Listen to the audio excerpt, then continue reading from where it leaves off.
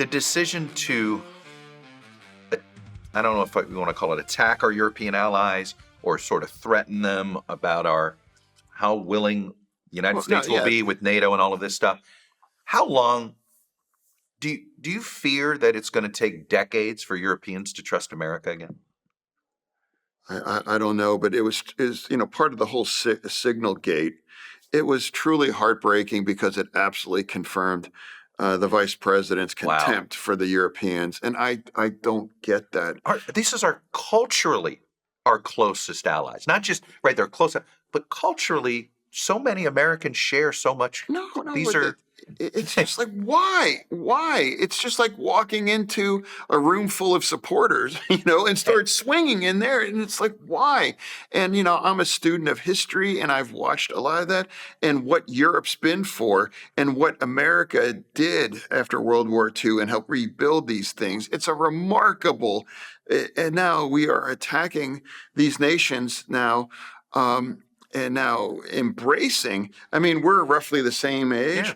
Yeah. Do you remember Red Dawn? How about remember the miniseries America with a K? Yeah, we read all these things. Russia was the evil empire, and we were cheering for the Wolverines and the invasion of the Russians. Does it feel like we've switched sides? No, I don't know if we've switched or we've just kind of totally lost our way because Ukraine was our ally and we were in the same fight to defend and project and defend democracy, and that was heartbreaking as well too. And here we have, imagine a war must feel like 3 years of war, and in where you're living, and they're firing missiles into your cities, and you are sending your sons and your fathers, even in your grandfathers, back into the front line for nothing. And that it's not sustainable, and I don't understand what the upside for backing people that literally assassinates people that disagree, or they throw out them a window. It's part of the mystery. What can be done in the Senate? I'm sure some of your Republican colleagues can't stand this, but they're afraid to speak out. That's after one of the things I've done as a senator was to vote for that aid, and I was like, this is the last opportunity I think that to deliver some critical resources to push back against Russia, and I don't know how that's ever going to happen again. And it's very clear there's contempt and there's no support. And my hope is that it's brought to an end with a minimal loss of the Ukrainian soil, and in a way where there's peace. And now that I guess they're trying to think that and hope that Russia is now going to get back into that of an offense thing. Neville Chamberlain thought that about Hitler. Oh no, it's just part of I don't get that. And picking fights on our allies, Japan or the UK or Canada, it's incredibly disappointing. You have much of a relationship with Vance? With who? With Vance? Vance? Oh, no. He was a senator. Did you guys I don't. And it's like his views. I guess I try to find ways at least I think we're both fully supportive of Israel. And I became a bit of an outlier in the party for Israel. But I hope, and it's like now talk about Taiwan. Now, I think maybe we can agree that China is not even a frenemy. I think that's an absolute threat to the world order. And Taiwan, if they move towards the unification, what kind of a message are we sending to the world where we are effectively turning our back to what Russia's done with Ukraine? And I think there's a lot of people for the Chinese government to start, work the room and be like, hey, you don't want him around. Well, how about us? Well, let's be friends. Let's be buddy. And that's part of that too. Isn't it inevitable now that Taiwan is not going to be able to rely on the United States? I agree. That's the point. It's like the unification, I think it almost feels inevitable.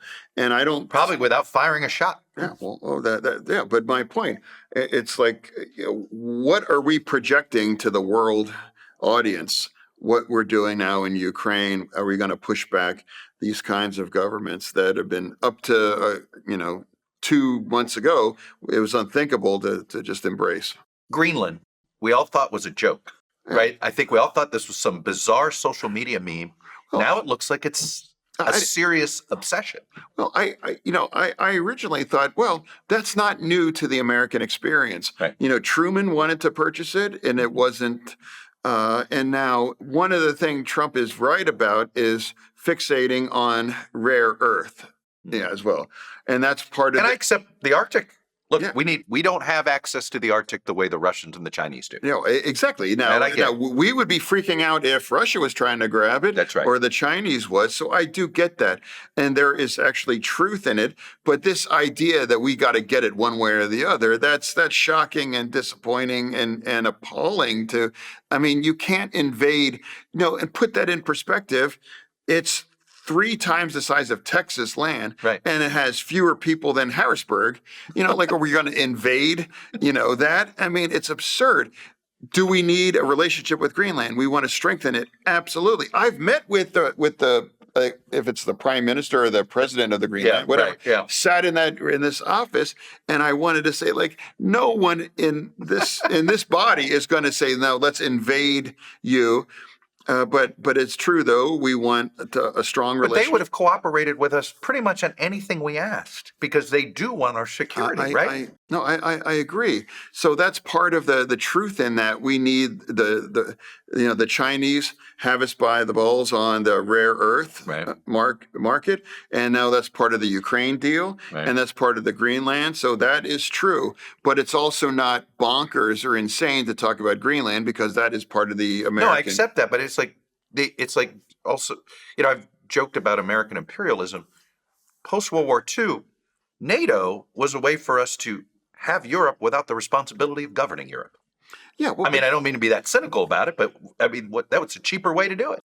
Well, it's also too, though. It's like that's we have a special responsibility to push back about that, and that has it's heartbreaking.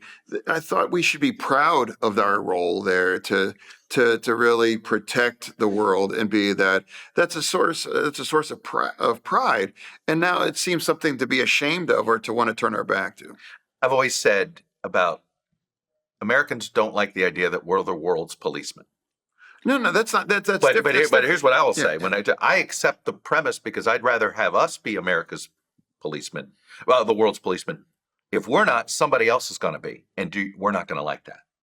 Well, it doesn't mean you can't. You can engage on every last things. Right. There's tragedy that there's very little you can do, like the genocide in Sudan. Right. The catastrophe there that's happening. But for me, that's not being like a policeman, but it's about being the force, the wall standing against these forces that have been trying to pull our world into chaos and to more war. I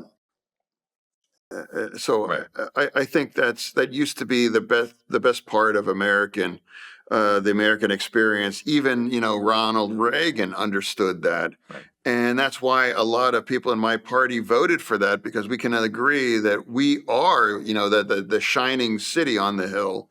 And I don't know why we seem to have lost being proud of that.